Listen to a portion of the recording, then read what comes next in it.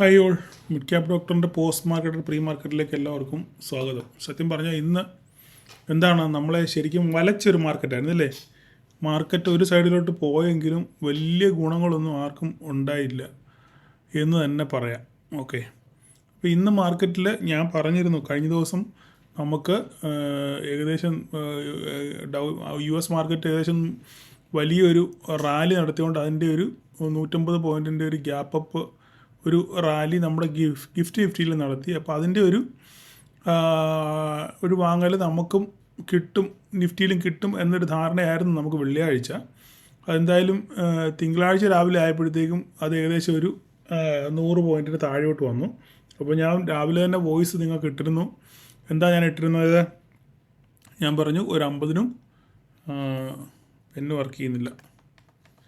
ഒരു second hold ചെയ്യണേ.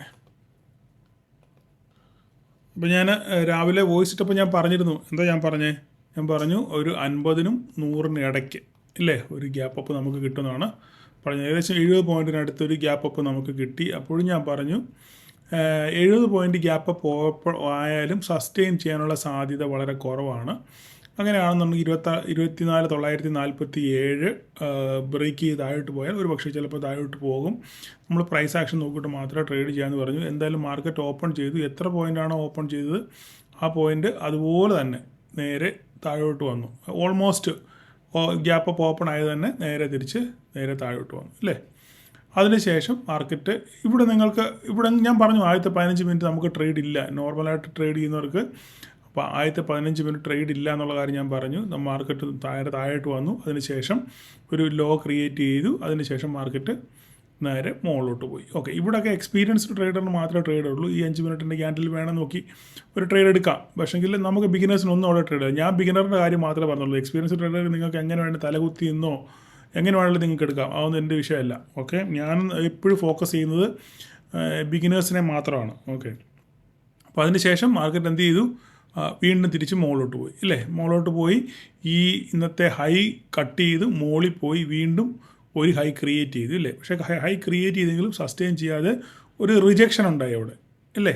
Rejection ഉണ്ടായി. ആ റിജക്ഷൻ ഉണ്ടായി കഴിഞ്ഞപ്പം നമുക്ക് മനസ്സിലായി മാർക്കറ്റ് ഒരു പക്ഷേക്ക് താഴോട്ട് വരാനുള്ള സാധ്യതയുണ്ട്. കാരണം ഗ്ലോബലി നോക്കിയാലും പിന്നെ US-ൻ്റെ ഫ്യൂച്ചർ നോക്കിയാലും എല്ലാം നെഗറ്റീവ് സെൻറ്റിമെൻറ്റ്സ് ആയിരുന്നു. ഒരു ഊർജ്ജസ്വലത ഇല്ലായിരുന്നു മാർക്കറ്റിന്. മൊത്തത്തിൽ നോക്കിക്കഴിഞ്ഞാലും ഒരു ഊർജ്ജസ്വലത മാർക്കറ്റിന് ഇല്ലായിരുന്നു. അപ്പം അങ്ങനെയാകുമ്പോൾ നമ്മൾ അതിനകത്ത് നിന്ന് എന്താണ് മനസ്സിലാക്കേണ്ടത്? ഒരു സെക്കൻഡ് ഒന്ന് ഹോൾഡ് ചെയ്യണേ. ഒരു സെക്കൻഡ്. അപ്പോൾ ഇതിൻ്റെ ഇടയിൽ കോൾ വന്നു. അപ്പം അതിനുശേഷം മാർക്കറ്റ് എന്ത് ചെയ്തു? ഒരു റിജക്ഷൻ ക്യാൻഡിൽ ഫോം ചെയ്തപ്പോൾ ഇതൊരു ഡോജിയ ഇല്ലേ. നമുക്കൊരു കൺഫർമേഷൻ ഇല്ല. അതിനുശേഷം ഒരു നല്ല സ്ട്രോങ് നമുക്ക് എന്ത് കിട്ടി? ഒരു ബെയറിഷ് ക്യാൻഡിൽ. ഇവിടെ ബിഗിനേഴ്സിന് ട്രേഡ് എന്ന് എനിക്ക് പറയാൻ പറ്റത്തില്ല. കാരണം എന്താണ്? റിജക്ഷൻ ക്യാൻഡിൽ നമുക്കൊരു ഇവിടെ ഒരു ലെവലില്ല ഇല്ലേ. പക്ഷേങ്കിൽ ഇവിടുന്ന് നമ്മുടെ ഈ ഇന്നത്തെ ഹൈ കട്ട് ചെയ്ത് മോളിൽ പോയി വീണ്ടും ഒരു ഹൈ ക്രിയേറ്റ് ചെയ്തതിന് ശേഷം അവിടെ നിന്ന് ഒരു റിജക്ഷൻ ക്യാൻഡിൽ ഫോം ചെയ്ത് താഴെ വരും. അപ്പം ഒരു എക്സ്പീരിയൻസ് ട്രേഡർ ആണെന്നുണ്ടെങ്കിൽ എന്ത് ചെയ്യും? അവനവിടെ മാർക്ക് ചെയ്തിട്ട് അതൊരു SL ആയിട്ട് പരിഗണിച്ചുകൊണ്ട് ഇവിടുന്ന് ഒരു ട്രേഡ് വേണമെങ്കിൽ അടുത്ത ഈ റെഡ് ക്യാൻഡിൽ വന്നപ്പോൾ ഇവിടെ SL പരിഗണിച്ചുകൊണ്ട് വേണമെങ്കിൽ ഇവിടെ ഒരു ട്രേഡ് എടുക്കും. അങ്ങനെയാണെന്ന് ഒരു പക്ഷേ ചിലപ്പോൾ അവൻ്റെ സ്റ്റോപ്പ് ലോസ് ഇതായിരിക്കും. ഓക്കെ, അവൻ റിസ്കി ട്രേഡറാണ് അല്ലേ. Risky trader. നമ്മളാരാ? ബിഗിനേഴ്സ് ആരാ? റിസ്കി ട്രേഡർ അല്ല. സേഫ് സോണിൽ മാത്രമേ നമ്മൾ കളിക്കത്തുള്ളൂ. അതിനുശേഷം മാർക്കറ്റ് വീണ്ടും വന്നു ലോ ബ്രേക്ക് ചെയ്തു ഇല്ലേ. ലോ ബ്രേക്ക് ചെയ്തെങ്കിലും നോക്കിക്കഴിഞ്ഞാൽ മനസ്സിലാവും. ലോ ബ്രേക്ക് ചെയ്തെങ്കിൽ ഈ ലോ ബ്രേക്ക് ചെയ്തു ഇല്ലേ. ലോ ബ്രേക്ക് ചെയ്തു. ഒരു 5 മിനിറ്റിൻ്റെ ക്യാൻഡിലൂടെ ക്ലീൻ ആയിട്ട് കിട്ടി. ഇവിടെ ബിഗിനേഴ്സിന് ട്രേഡ് ഉണ്ട്. ഓക്കെ, ആസ് പെർ നമ്മുടെ ക്രൈറ്റീരിയ പ്രകാരം ട്രേഡ് ഉണ്ട്. പക്ഷേ എന്താ സംഭവിച്ചേ? നമ്മുടെ സ്റ്റോപ്പ് ലോസ് അടിച്ചു. ക്ലിയർ. നിങ്ങളുടെ എൻട്രി പലരോട് ചോദിച്ചാൽ എൻട്രി കറക്റ്റാണ്, എന്തെങ്കിലും മിസ്റ്റേക്ക് പറ്റുമോ? നോ, മിസ്റ്റേക്കൊന്നും പറ്റിയില്ല. നമുക്കിവിടെ നിങ്ങൾ ട്രേഡ് എടുക്കുന്നവരാണെന്നുണ്ടെങ്കിൽ നമ്മൾ തന്ന ലെവലല്ല, നമ്മൾ ഇന്ന് ഉണ്ടായ ഒരു ലെവലാണ് ഇല്ലേ. ഇന്നുണ്ടായ ഒരു ലെവലിൽ നിങ്ങൾ ട്രേഡ് എടുത്തിട്ടുണ്ടെന്നുണ്ടെങ്കിൽ ഇതിന് സ്റ്റോപ്പ് ലോസ് SL കൊടുത്തു. ഓക്കെ, അതിനുശേഷം മാർക്കറ്റ് ഇവിടുന്ന് റിവേഴ്സ് ചെയ്തു ഇല്ലേ. റിവേഴ്സ് ചെയ്ത് നോക്കിക്കുക. ഒരു 5 മിനിറ്റിൻ്റെ ക്യാൻഡിൽ അവിടെ തന്നെ വീണ്ടും ഫോം ചെയ്തു. വീണ്ടും അവിടെ ട്രേഡ് എടുത്തവർക്ക് മാർക്കറ്റ് വീണ്ടും റീടെസ്റ്റ് ചെയ്ത് മാർക്കറ്റ് മുകളിലോട്ട് കയറിപ്പോയി. അതിനുശേഷം ആ പോക്ക് ഒരു നല്ല പോക്കായിരുന്നു. പോയെന്ന് വെച്ചാൽ മാർക്കറ്റ് പോയത് അരിഞ്ഞ് കയറിയാണ് പോയത്. ഞാൻ എപ്പോഴും പറയും ഗ്രൈൻഡ് ചെയ്ത് കയറിയാണ് പോയത്. അങ്ങനെ നമ്മളുടെ എല്ലാ ലെവലുകളും ടെസ്റ്റ് ചെയ്തു. ഞാൻ പറഞ്ഞു 25,050 മുകളിൽ പോയെങ്കിൽ മാത്രമേ ഷോർട്ട് കവറിങ് നടക്കൂ എന്ന് ഞാൻ പറഞ്ഞിരുന്നു. അതിൻ്റെ കൂടെ തന്നെ ഞാൻ നമ്മളുടെ രാവിലെ തന്നെ ഓപ്പൺ ഇൻട്രസ്റ്റ് ഇട്ടായിരുന്നു, OI ചാർട്ട് ഇട്ടായിരുന്നു. അവിടെ 25,000-നകത്ത് നിങ്ങൾ നോക്കിക്കഴിഞ്ഞാൽ അറിയാം ഈ മാർക്കറ്റ് ക്ലോസ് ചെയ്യുന്നിടം വരെയും ഓപ്പൺ ഇൻട്രസ്റ്റ് 25,000 സ്ട്രോങ് ആയിരുന്നു.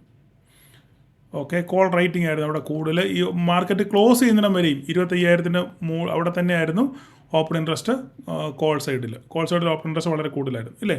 മറ്റേതൊക്കെ മാറി മറിഞ്ഞും ഓപ്പൺ ഇൻട്രസ്റ്റ് ചേഞ്ചസ് ഒക്കെ മാറി മറിഞ്ഞും ഒക്കെ വരും. പക്ഷേങ്കിൽ നമ്മൾ കൃത്യമായിട്ട് വാച്ച് ചെയ്ത് കഴിഞ്ഞാൽ 25,000 സ്ട്രോങ് ആയിട്ട് കോൾ റേറ്റിംഗ് ഉണ്ടായിരുന്നു. അതുകൊണ്ട് മാർക്കറ്റ് നമുക്ക് ഒരു പ്രതീതി ഉണ്ട്, എന്താണ് അവിടുന്ന് മാർക്കറ്റ് തിരിച്ചു വരുമെന്ന്. ഇത് വായിക്കുന്നവർക്കെല്ലാം അല്ല, റീഡ് ചെയ്യുന്നവർക്കെല്ലാം അല്ല, മനസ്സിലാക്കുന്നവർക്കെല്ലാം എന്ത് ചെയ്യാം, മാർക്കറ്റ് അവിടെ നിന്ന് തിരിച്ച് താഴോട്ട് വരും എന്നുള്ളൊരു ശുഭാപ്തി വിശ്വാസം ഉണ്ടായിരുന്നു. അതിനുശേഷം തന്നെ മാർക്കറ്റ് 25,000 മുകളിൽ 25,000 ടെസ്റ്റ് ചെയ്ത് കറക്റ്റ് 25,000 പോയിന്റിൽ വന്ന് ടെസ്റ്റ് ചെയ്തു. വീണ്ടും താഴോട്ട് വന്നിട്ട് ഒരു എന്താ പറയുക, ഒരു ഫോൾ തരുമെന്ന് പ്രതീതി ജനിപ്പിച്ചുകൊണ്ട് വീണ്ടും മാർക്കറ്റിൽ നിന്ന് മുകളിലോട്ട് പോയി. പക്ഷേ സസ്റ്റെയിൻ ചെയ്തില്ല. അവിടെ നമുക്ക് ഒരു ട്രേഡ് ഇല്ല. ഉണ്ടോ ഇവിടെ എവിടെയെങ്കിലും ട്രേഡ് ഉണ്ടോ? ഇല്ല, ഇവിടെ എങ്കിലും ട്രേഡ് ഇല്ല. നമുക്കൊരു കൺഫർമേഷൻ കിട്ടിയിട്ടുണ്ട്. ഈ ഹ്യൂജ് ക്യാൻഡിൽ, ഈ ഹ്യൂജ് റിജക്ഷൻ ക്യാൻഡിലാണ് നമ്മുടെ ഏറ്റവും വലിയ തുറുപ്പ് കിട്ടുക, അല്ലെ ഏറ്റവും വലിയൊരു ആയുധം. കാരണം നമുക്കൊരു കൺഫർമേഷനാണ്. അടിച്ചാൽ ഇത് നമ്മൾ ഹൈ SL, പക്ഷേ നമ്മൾ ഹൈ SL ഈ SL അടിക്കാനുള്ള സാധ്യത വളരെ കുറവാണ്. കാര്യം എന്താ, ഓപ്പൺ ഇൻട്രസ്റ്റ് നോക്കിക്കഴിഞ്ഞാൽ 25,000 നല്ല കോൾ റേറ്റിംഗ് ഉണ്ട് ഇല്ലേ. അപ്പം അതിനുശേഷം അത് മാത്രമല്ല, മാർക്കറ്റ് ഇവിടെ നിങ്ങൾ ഈ മാർക്കറ്റ് നോക്കി, ഇത് വീണ്ടും എഴുന്നേറ്റ് പതുക്കെ ഒരു പഴങ്കഞ്ഞി കുടിച്ച കണക്ക് ഇല്ലേ. നമുക്ക് രാവിലെ ഒന്നും കഴിക്കാത്തവൻ്റെ കൂട്ട് ചതഞ്ഞെന്നും പറഞ്ഞുള്ള പോക്കായിരുന്നു ഇല്ലേ. പോയി ഒരു സ്ട്രോങ്ങും ഇല്ല. മാർക്കറ്റ് ഒരു നല്ലൊരു ബുള്ളിഷ് ക്യാൻഡിൽ എങ്ങും നമുക്ക് കാണാനില്ല. അപ്പോൾ ഇതൊക്കെ നമ്മൾ ഞാൻ ഈ പറയുമ്പോൾ നിങ്ങൾക്ക് ഒരുപക്ഷെ ചിരി വരുന്നുണ്ടായിരിക്കും. പക്ഷേ ഇതൊക്കെ ഉണ്ടല്ലോ മാർക്കറ്റിൻ്റെ ഭാഗമാണ് ഞാൻ ഈ പറയുന്ന കാര്യങ്ങൾ. അപ്പോൾ നമ്മൾ ചിരപരിചിതമായിട്ട് മാർക്കറ്റിനെ ശരിക്കും വീക്ഷിക്കുമ്പോഴാണ് നമുക്ക് ഇങ്ങനെയുള്ള കാര്യങ്ങളൊക്കെ മനസ്സിലാകുന്നത്. അതേസമയം നമ്മൾ ബെയറിഷ് റെഡ് ക്യാൻഡിൽ നോക്കിക്കേ, നല്ല സ്ട്രോങ് ആണ് അല്ലേ, എല്ലാം നല്ല സ്ട്രോങ് ക്യാൻഡിലാണ് വീഴുന്നത്. അപ്പോൾ അതിനർത്ഥം എന്താണ്, മാർക്കറ്റ് താഴോട്ട് വരാനുള്ള സെൻറ്റിമെൻറ്റ്സ് ആണ് വളരെ കൂടുതൽ. ഇവിടെ ഇത്രയും നിങ്ങൾ നോക്കിക്കഴിഞ്ഞാലും ആകെ 1-2 ഗ്രീൻ ക്യാൻഡിലേ ഉള്ളൂ. പിന്നെ ബാക്കിയെല്ലാം നല്ല റെഡ് ക്യാൻഡിലുകളാണ് വീണേക്കുന്നത്. ഇത് നോക്കി നല്ല റിജക്ഷനാണ്. ഓക്കെ, അപ്പം മാർക്കറ്റ് അതിന് ശേഷം മാർക്കറ്റ് എന്ത് ചെയ്തു, ഇവിടുന്ന് നല്ല റിജക്ഷൻ കിട്ടി താഴോട്ട് വന്നു. അപ്പോൾ നമുക്ക് ഒരു ട്രേഡിനെ പറ്റി ചിന്തിക്കാം. അങ്ങനെ ട്രേഡ് എടുത്തവർക്ക് നല്ലൊരു ടാർഗറ്റ്, നമ്മൾ 24,947 ടാർഗറ്റ് കിട്ടി. അതിനുശേഷം വീണ്ടും മാർക്കറ്റ് മുകളിലോട്ട് പോയി തിരിച്ചായിട്ട് വന്നു. അത് ലാസ്റ്റ് മൊമെൻറ്റിൽ ഉള്ള ഒരു കളിയാണ്. കാരണം സെൻസെക്സിൻ്റെ എക്സ്പയറി നാളെയാണ്. കുറേ ആട്ടിക്കഴിഞ്ഞാൽ കുറച്ച് പ്രീമിയം അവർക്ക് ഒരുക്കി കിട്ടും. അപ്പോൾ ഇതൊക്കെയാണ് ഇന്ന് മാർക്കറ്റ് സംഭവിച്ചത്. അപ്പോൾ നിങ്ങൾ തന്നെ സ്വയം വിചിന്തനം ചെയ്യുക. നിങ്ങൾക്ക് എവിടെയൊക്കെ ട്രേഡ് ഉണ്ടായിരുന്നു, നിങ്ങളെടുത്ത ട്രേഡ് ശരിയാണോ, എവിടെയൊക്കെ ട്രേഡ് ഉണ്ടായിരുന്നുള്ള കാര്യം നിങ്ങൾ തന്നെ സ്വയം ചിന്തിക്കുക. ഓക്കെ, തന്ന ലെവലുകളൊക്കെ കൃത്യമായിട്ട് റെസ്പെക്റ്റ് ചെയ്തു. അപ്പം നാളെ ഇനി എന്താ സംഭവിക്കും, നാളത്തെ കാര്യം പറഞ്ഞു കഴിഞ്ഞാൽ നിലവിൽ ഇപ്പോഴത്തെ സെൻറ്റിമെൻറ്റ്സ് അനുസരിച്ച് മാർക്കറ്റ് ഇപ്പോഴും ഒരു നെഗറ്റീവ് സെൻറ്റിമെൻറ്റ്സാണ്. ഇവിടെ നിങ്ങൾ നോക്കിക്കഴിഞ്ഞാൽ മനസ്സിലാവും. നമ്മളുടെ US ഫ്യൂച്ചറൊക്കെ നോക്കിയാൽ US ഫ്യൂച്ചർ 142 പോയിൻറ്റ് ഡൗണിലാണ് ഇപ്പോൾ ഓടുന്നത്. അത് അന്നത്തെ റാലിയുടെ ബാക്കിയായിരിക്കാം. നാസ്ഡാക്ക് ആണെങ്കിലും 80 പോയിൻറ്റ് ഡൗൺ സൈഡിലാണ് ട്രേഡ് ചെയ്യുന്നത്. അപ്പം ഒരു നെഗറ്റീവ് സെൻറ്റിമെൻറ്റ്, ഗ്ലോബലി തന്നെ ഒരു നെഗറ്റീവ് സെൻറ്റിമെൻറ്റ്സ് ആണ്. അതിൻ്റെ കൂടെ തന്നെ നമുക്ക് ഇന്ത്യയിലും നെഗറ്റീവ് സെൻറ്റിമെൻറ്റ്സ് ആണ്. പറയാൻ കാര്യം എന്ന് പറഞ്ഞു കഴിഞ്ഞാൽ നമ്മളുടെ താരിഫ് 27 എന്നാലും പറഞ്ഞു, എപ്പോഴും പറയേണ്ട കാര്യമില്ലെങ്കിലും പറയുക, 27-ാം തീയതി നമ്മുടെ താരിഫ് കൺഫേംഡ് ആണ്. ഇനി അതിൻ്റെ മണ്ടയ്ക്ക് വേറെ ചർച്ചകളൊന്നും ഇതിലായിട്ട് നടന്നിട്ടില്ല. ഇന്ത്യ ഈ 50% സ്വീകരിക്കാൻ തയ്യാറായിട്ട് നിൽക്കുകയാണ്. അപ്പം അമേരിക്കയുടെ ലക്ഷ്യം നമ്മളെ വരട്ടി എന്തെങ്കിലും സാധിക്കുക എന്നുള്ളതായിരുന്നു. പക്ഷേങ്കിൽ നാഷണൽ ഇൻട്രസ്റ്റിനെതിരെ ഒരു കാര്യം ചെയ്യത്തില്ല എന്ന് നമ്മളുടെ പ്രധാനമന്ത്രിയും വിദേശകാര്യമന്ത്രിയും എല്ലാവരും അസന്നിഗ്ധമായിട്ട് പറഞ്ഞു. നാഷണൽ ഇൻട്രസ്റ്റിനെതിരെ ഞങ്ങളുടെ കർഷകരെ ദ്രോഹിക്കുന്ന രീതിയിലുള്ള ഒരു പരിപാടി ഞങ്ങൾ ചെയ്യുകയില്ല എന്ന് വളരെ അസന്നിഗ്ധമായിട്ട് തുറന്നു പറഞ്ഞു. അതിൻ്റെ അടിസ്ഥാനത്തിൽ പിന്നെ ഈ ഒരു ചർച്ചയില്ല. അപ്പോൾ ഈ 50% താരിഫ് അടിച്ചു തരും എന്നുള്ള കാര്യത്തിൽ ഉറപ്പായി. ഇനിയും ലാസ്റ്റ് മൊമെൻറ്റിൽ ട്രംപ് ഒന്നുകിൽ ഇത് മരവിപ്പിക്കാനുള്ള സാധ്യതയുണ്ട്. അതായത് ഒരു മാസം കൂടെ ഒരു എക്സ്റ്റൻഷൻ കൊടുക്കാനുള്ള സാധ്യത നമുക്ക് തള്ളിക്കളയാൻ പറ്റത്തില്ല. മേ ബി ഒരു മാസം കൂടെ എക്സ്റ്റൻഷൻ, ഇന്ത്യക്ക് ഒന്നുകൂടെ ചിന്തിക്കാനുള്ള സമയം എന്നൊക്കെ പറഞ്ഞ് ഡയലോഗ് പറഞ്ഞ് ഒരു പക്ഷെങ്കിൽ ഒരു മന്ത് കൊടുക്കാനുള്ള സാധ്യത. അങ്ങനെ എക്സ്റ്റൻഷൻ വരുവാണെന്നുണ്ടെങ്കിൽ മാർക്കറ്റ് മുകളിലോട്ട് പോകും. പിന്നെ ഒരു മാസത്തേക്കുള്ള ഊർജ്ജമായി മാർക്കറ്റിന് മുന്നോട്ട് പോകാനുള്ളത്. ഈ ഒരു മാസം കഴിയുമ്പോൾ വീണ്ടും തന്നെ സംഭവിക്കും. അപ്പോൾ ഈ അന്ന് കുഴപ്പമെന്ന് വെച്ചാൽ എന്താ, ഇങ്ങനെ ഒരു മാസം എക്സ്റ്റൻഷൻ തരുവാണെന്നുണ്ടെങ്കിൽ നമ്മുടെ മാർക്കറ്റ് ഒരു ലിമിറ്റഡ് ആയിരിക്കും. മൂവ് എന്തായിരിക്കും, വെരി ലിമിറ്റഡ്, ക്യാപ്ഡ് ആയിരിക്കും. ഇല്ലേ? കാരണം അടുത്ത ഒരു മാസമേ ഉള്ളൂ, ഒരു മാസം കഴിയുമ്പോൾ എന്താ സംഭവിക്കാൻ അറിയത്തില്ല. അപ്പോൾ അവിടുന്ന് പിന്നെ ഉടച്ച് താഴെ വീഴേണ്ട സാഹചര്യം വരും. അപ്പോൾ അതുകൊണ്ട് അങ്ങനെ സംഭവിക്കുകയാണ്. ഈ 1 മന്ത് പോസ് വരുവാണെന്നുണ്ടെങ്കിൽ നമ്മുടെ മാർക്കറ്റ് ലിമിറ്റഡ് ആയിരിക്കും, ക്യാപ്ഡ് ആയിരിക്കും. മുകളിലോട്ട് പോകാനുള്ള ഒരു പരിധിയായിരിക്കും. ആ പരിധിക്കപ്പുറം വിട്ട് മാർക്കറ്റ് അവിടെ കിടന്ന് കൺസോളിഡേറ്റ് ചെയ്യത്തേ ഉള്ളൂ. അതിനുള്ള സാധ്യതയാണ് വളരെ കൂടുതൽ. ഇനി എന്തായാലും നമുക്ക് സംഭവിക്കും, ഒന്നുകിൽ നമുക്ക് താരിഫ് മരവിപ്പിക്കുമോ, അല്ലെ പോസ് ചെയ്യുമോ, അല്ലെങ്കിൽ കുറയ്ക്കുമോ, പഴയതുപോലെ ആക്കുമോ, എന്താ ഉള്ള കാര്യം നമുക്ക് വരും ദിവസങ്ങളിൽ കണ്ടറിയാം. അപ്പോൾ ഇതിക്കൊരു അൺസർട്ടനിറ്റി നിൽക്കുന്നതുകൊണ്ട് മാർക്കറ്റ് എന്ത് ചെയ്യാൻ പറ്റുന്നില്ല, മാർക്കറ്റിന് മുന്നോട്ട് മൂവ് ചെയ്യാൻ പറ്റുന്നില്ല. ഓക്കെ, അപ്പം അതുകൊണ്ട് മാർക്കറ്റിനെ ശരിക്കും വാച്ച് ചെയ്തിട്ട് മാത്രം നിങ്ങൾ നാളെ ട്രേഡ് ചെയ്യുക. നാളെ സെൻസെക്സിൻ്റെ എക്സ്പയറി ആണ്, വോളറ്റാലിറ്റി കൂടുതലായിരിക്കും. എങ്കിലും ഞാൻ ഇപ്പോഴും നിലവിലൊരു ബെയറിഷ് സെൻറ്റിമെൻറ്റ്സ് ആണ് കാണുന്നത്. ഒരു പോസിറ്റീവ് സെൻറ്റിമെൻറ്റ്സ് വരണമെങ്കിൽ 25,000 ത്തിന് മുകളിൽ മാർക്കറ്റ് ക്ലോസ് ചെയ്യണം. 25,000-ത്തിന് മാർക്കറ്റ് ക്ലോസ് ചെയ്തെങ്കിൽ മാത്രമേ ഒരു പോസിറ്റീവ് സെൻറ്റിമെൻറ്റ്സ് എന്ന് എനിക്ക് പറയാം. ഇന്നത്തെ തമ്പനയിലത് ഞാൻ ക്യാപ്ഷനൊന്നും എഴുതിയിട്ടില്ല, കാരണം അത് ആ പടം കണ്ടാൽ തന്നെ നിങ്ങൾക്ക് അറിയാം എന്താ. ഞാൻ പ്രത്യേകിച്ചൊന്നും എഴുതേണ്ട കാര്യമില്ല. നമ്മുടെ ഗ്രൂപ്പിലെ ഒരു സുഹൃത്ത് നമുക്ക് അയച്ചു തന്നതാണ്. അപ്പം അത് കണ്ടപ്പോൾ ഞാൻ കൊള്ളാൻ തോന്നി, അതുകൊണ്ടാണ് അത് ഇട്ടത്, പുള്ളിയുടെ പെർമിഷനോടുകൂടെ ഇട്ടേക്കുന്നത്. അപ്പോൾ അതിന് ഞാൻ ഒന്നും എഴുതേണ്ട കാര്യമില്ല, അത് കണ്ടാൽ തന്നെ നിങ്ങൾക്ക് മനസ്സിലാകും. അങ്ങോട്ടോ ഇങ്ങോട്ടോ വടംവലിയാണ്, എങ്ങോട്ട് പോകണം എന്നുള്ള ഒരു പിടുത്തമില്ലാതെ മാർക്കറ്റ് ഒന്ന് വട്ടക്കണ്ണും കറങ്ങുകയാണ്. ഓക്കെ, അപ്പോൾ ഇനിയിപ്പോൾ അടുത്ത ദിവസം എന്താണ് സംഭവിക്കുന്നത് നമുക്ക് നോക്കാം. ഓക്കെ, അപ്പോൾ ഇത് പറയാനൊന്നുമില്ല, എല്ലാം സിമ്പിളാണ്. ഇവിടെ നോക്കിക്കേ, ഇന്ന് മാർക്കറ്റിനെ നയിച്ചത് ഐ ടി ആണ്. ഇൻഫീം പിന്നെ TCS, ഇവർ രണ്ടുപേരുമാണ് നമ്മുടെ മാർക്കറ്റിനെ നയിച്ചത്. നമുക്ക് നോക്കിക്കഴിഞ്ഞാൽ മനസ്സിലാവും. ഇവിടെ നോക്കിക്കേ, ഇതാ കേട്ടോ, ഇൻഫീം TCS. ഇൻഫീം ഇന്ന് 3% കയറി, TCSും ഏകദേശം 3% അടുത്ത് കയറി. ഈ 2 പേരാണ് നമ്മുടെ നിഫ്റ്റിയെ താങ്ങി നിർത്തിയത്. ബാക്കി ബാങ്കിങ്ങുകളെ സെക്ടറെല്ലാം നമ്മൾ നോക്കി 1964 എത്തി, 1978 കടന്ന് നമ്മുടെ ലെവലുകളൊക്കെ HDFC ബാങ്കിന് ഓർമ്മയുണ്ടല്ലോ ഇല്ലേ, എല്ലാവരും നെഗറ്റീവിലായിരുന്നു. അതുകൊണ്ട് ബാങ്ക് നെഗറ്റീവ് സൈഡിലാണ് ക്ലോസ് ചെയ്തത്. കാരണം എന്താണ്, ബാങ്ക് സപ്പോർട്ട് ചെയ്തില്ല.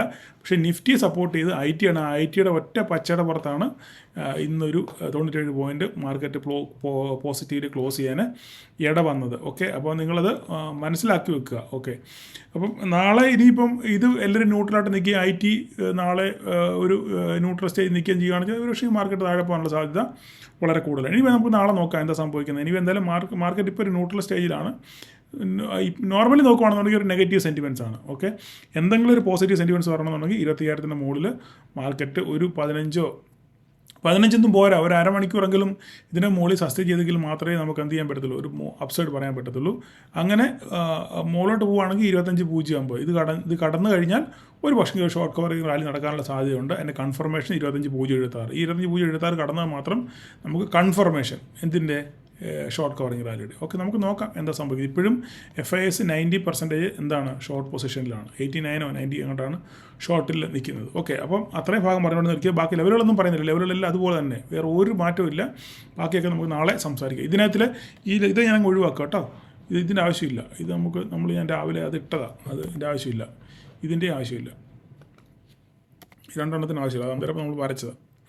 ഓക്കെ, ബാക്കിയെല്ലാം അതുപോലെ തന്നെ, വേറെ മാറ്റങ്ങളൊന്നുമില്ല. നമുക്ക് ബാങ്ക് നിഫ്റ്റി നോക്കാം. ബാങ്ക് നിഫ്റ്റിയിൽ ഈ പറഞ്ഞ പോലെ തന്നെ ഒരു സംഭവമില്ല, നമ്മുടെ ലെവലിൽ റെസ്പെക്ട് ചെയ്ത് കൺസോളിഡേഷൻ മോഡിൽ ഇങ്ങനെ അവിടെ തന്നെ നിൽക്കുക, ഒരു പ്രത്യേകിച്ച് ഒന്നും പറയാനില്ല. ഓക്കെ, ലെവലുകളൊക്കെ ഇത്ര റെസ്പെക്ട് ചെയ്യുന്നുണ്ട്. അതുപോലെ തന്നെ നമ്മുടെ നിഫ്റ്റി മിഡ് ക്യാപ്പും ഈ പറഞ്ഞ പോലെ തന്നെ നമ്മുടെ ലെവൽ ടെസ്റ്റ് ചെയ്ത് നേരെ തിരിച്ച് താഴോട്ട് നിൽക്കുകയാണ്. ഇതിന് താഴെ പോയാൽ 12,915 താഴെ പോകുകയാണെന്നുണ്ടെങ്കിൽ നമുക്കൊരു ബെയറിഷ് സെറ്റപ്പ് കാണാൻ പറ്റും. അങ്ങനെയാണ് നമ്മൾ താഴെ പോയിട്ട് 12,840 ടെസ്റ്റ് ചെയ്യാനുള്ള സാധ്യതയുണ്ട്. 2 ദിവസം കൂടെ ഉള്ളൂ എക്സ്പയറിക്ക്. ഈ മിഡ് ക്യാപ്പിൽ ട്രേഡ് ചെയ്തിട്ട് സൂക്ഷിച്ച് വേണം. ടൈം ഡിക്കൊക്കെ വന്നു കഴിഞ്ഞാൽ നല്ല ലോസ് വരും എതിരെ പോയി കഴിഞ്ഞാൽ. അതുകൊണ്ട് സൂക്ഷിക്കുക. 140 ക്വാണ്ടിറ്റി ആയതുകൊണ്ടാണ് ഞാൻ ഈ പറയുന്നത്. അതുകൊണ്ടാണ് ഞാൻ കൂടുതൽ ഇപ്പം മിഡ് ക്യാപ്പ് പ്രോത്സാഹിപ്പിക്കാത്തത്. അതുകൊണ്ട് സൂക്ഷിച്ച് കണ്ട് ട്രേഡ് ചെയ്യാൻ ശ്രമിക്കുക. അപ്പം നാളെ പ്രീ മാർക്കറ്റ് കാണത്തില്ല, കാരണം മറ്റന്നാൾ ബുധനാഴ്ച അവധിയായതുകൊണ്ട് നാളെ ചെയ്യേണ്ട കാര്യമില്ല. അത് മാത്രമല്ല എൻ്റെ വീടിൻ്റെ ഷിഫ്റ്റിംഗ് ആണ്. അപ്പോൾ ഈ സാധനങ്ങളൊക്കെ അങ്ങോട്ട് ഷിഫ്റ്റ് ചെയ്യുന്നത് ജഹ പുകയാണ്. ഓക്കെ, അതുകൊണ്ട് പിന്നെ നാളെ പ്രതീക്ഷിച്ചിരിക്കുക എല്ലാവരും. നാളെ ഇല്ലാത്തത് എന്തുകൊണ്ടാണ്, മറ്റന്നാൾ മാർക്കറ്റ് ഇല്ലാത്തതുകൊണ്ടാണ് നാളെ പ്രീ മാർക്കറ്റ് ഇല്ലാത്തത്. ഓക്കെ, അപ്പോൾ നമുക്കിനിയും കണ്ടുമുട്ടാൻ പറ്റുന്നത് വ്യാഴാഴ്ച വൈകുന്നേരമാണ്. ഓക്കെ, അപ്പോൾ എല്ലാവരും സൂക്ഷിച്ച് കണ്ട് ട്രേഡ് ചെയ്യുക. എല്ലാവർക്കും ഒരു പ്രോഫിറ്റബിൾ ഡേ ആശംസിക്കുന്നു. Thank you.